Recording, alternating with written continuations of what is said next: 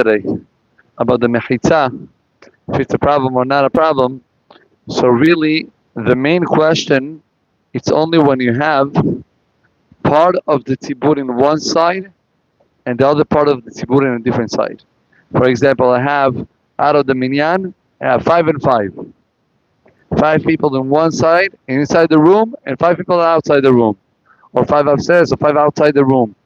But if you actually have a minyan in one room, okay, so as far as it's in the same whatever place, okay, even though there is a certain type of a wall, yeah, it's not a problem. And obviously, it is better to come inside. What? Yes, yes, yes. That's what the rabbi over there said. He's right. Okay, my dear friends, you know, Parashat Shemot, we found Moshe Rabbeinu being the chosen man to take out Am Yisrael from Egypt, and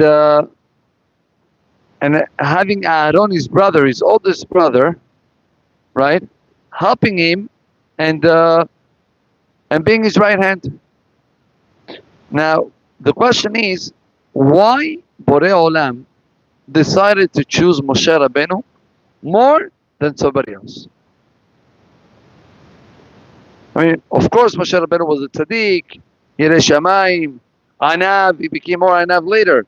But all these great midot, you can find by many others. Aaron HaKohen was not a small kid, was a Gadol Adon. Actually, I love to hear my voice like stuff. So Aaron became the Gadol Ador of Am Yisrael throughout all of these years that Moshe Rabbeinu was not there. Why Borei Olam preferred to choose Moshe Rabbeinu more than Aaron HaKohen? Rabotai, there is a beautiful message that the Torah is trying to teach us. Let's go a little bit into details.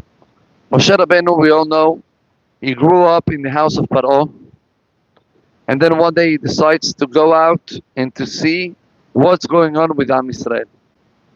And we all know what happened. He sees how the Ish Mitzri Makeish Oivri Me'achav, how he comes and he hits a Jew, and he decides to kill him. Rabotai, put yourself 1 second into the head of Moshe Rabbeinu. Imagine there is somebody right now in the government of the worst enemy that we have, Iran. And this guy, he's a Jew, and not only a Jew, a guy that is well connected.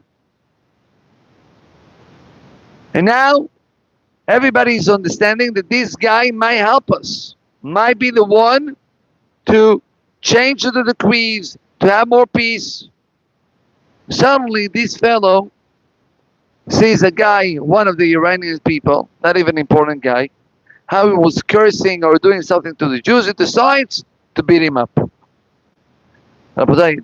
They kick him out, and now there is no more salvation for the Jewish people in Iran. Can you understand? Will you think that that was good, what he beat up the Iranian, or not? The answer will be it was not good. Why was it not good? I understand that you're angry. Control yourself for the benefit of the others. Moshe Rabbeinu was supposed to say to himself, you know what?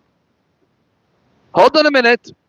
I understand that right now there is a Mitzri hitting up and beating up a Jew. It's not the first time. Unfortunately, it's not the last time. Instead of reacting right away, don't react. Think methods and ideas how to do to avoid this type of gezerot. But the difference, what is the Torah teaching us? That Moshe Rabbeinu didn't come with all these type of calculations. Moshe Rabbeinu acted at the moment that there is a need. There is a Jew that is passing through problems. I don't ask questions and calculations. So what will be if I do? Whenever you do, you're doing the right thing. Guess what? Moshe Rabbeinu was kicked out from Mitzrayim. Now kicked out. He ran away from Mitzrayim. For how many years? How many years? There is machloket, two opinions that the Ramban, I believe, he brings, okay, in between 60 and 67 years. All of these years, the Jews are suffering. All of these years, Moshe Rabbeinu, we have the Midrash that says that he became the king of Cush, but he suffered, pretty much. And Moshe Rabbeinu didn't complain one time. He didn't say, you know what, why did I hate this Mitzri? Achshemo, I should go, yalla. What was such a big, why I needed to react like that? No, Moshe Rabbeinu didn't ask himself any questions. Why?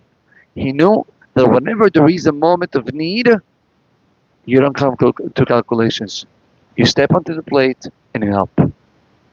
Rabotai, same action we saw by Moshe Rabbeinu later on with the sheep. You're leaving everybody to go and to bring up the sheep that he ran away? The answer is that's exactly Moshe Rabbeinu. A real leader is the person that sees a need, he sees a problem, and doesn't come to calculations. He's there to help. And you know what's amazing? Chazal is saying that the same way that Moshe Rabbeinu did that, his father-in-law did the same thing later. We all know that Yitro, the Torah tells us that he was Kohen Midian Choten Moshe. He didn't left one avodah zarah without doing. He was famous, he had money. But Chazal is saying that at the moment that Yitro realized the lie, the sheker, he decided to leave everything. Says the Midrash, you know what happened at that moment? When they took the daughters of Yitro, Chazal is saying the goyim over there, they wanted to put them inside the pit and to drown them, to kill them. Ad kedei kach, Yitro got into the point that people were hating him. And Yitro also, instead of complaining and saying, "Oh my gosh, I ruined all my reputation and all my," instead of saying that, no, he continued. What happened with Yitro at the end? Yitro got a parasha in his under his name. He became the father-in-law of Moshe Rabbeinu, Adon HaNeviim, and Bnei Banav became in the Sanhedrin. All this why? Because whenever there is a Mesirut Nefedh, you do what you have to do. You don't come to calculations. What they're going to say, how they're going to look at me. Just do it. You'll see at the end of the road how Borei Olam is going to give you your sachar. It might take a while. Like to Moshe Rabbeinu took 60, 70 years. But then he became Moshe Am Shel Israel.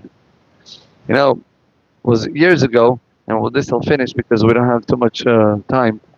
But not too long ago, maybe a year ago, there was this rabbi that went to Bnei Brak to pray in a Sunnah shul.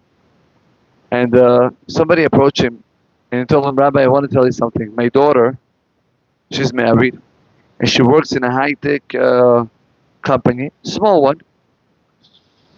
One day, the CEO of the company comes over to them and he says, listen, unfortunately, we're not getting too much of offers and jobs to do. We'll have to cut salaries. I have to cut salaries. If you guys have any idea, please say it now." Nobody said anything. Now, this girl is the only religious girl working that office. So she asked to say something, and then she said, listen, I see that nobody has ideas. I have a great idea. If you don't mind, she says to the CEO, if you don't mind, I would love to have everybody saying two Pirkei Tehillim right now for the atzlacha of the business, of the company.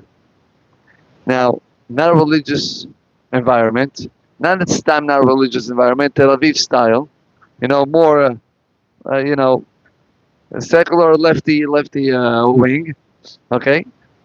The reactions started to come. What? Tehillim now? What does it have to do with the business? Go pray to yourself in your shul. But the CEO had more masoret. So he says back to the young lady, she says to her, you know what? I loved it. We're all going to stand up, please, and we're going to have kavanah for the parnassah of us. Two Pirkei Tehillim. They said the two Pirkei Tehillim. It says the next morning.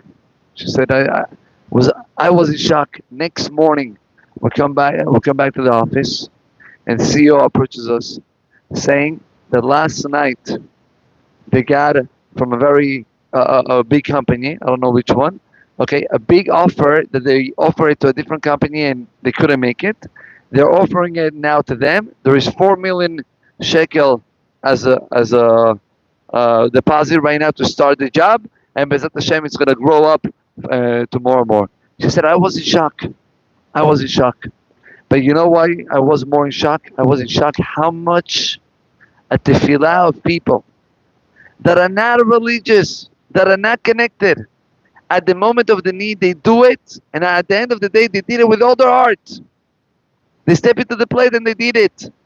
Whenever you do a mitzvah, whenever you do a tefillah with Mesirut Nefedh, without thinking calculations, right now, don't think what's going to happen, how they're going to speak to you. I'm doing it right now, and then eventually you're going to see the siyata d'ishmaya coming up to your life. Baruch Adonai Le'olam, Amen ve'amen. Rabbi Hananiah ben Agasha omer, רצה הקדוש ברוך הוא לזכות את ישראל לפיך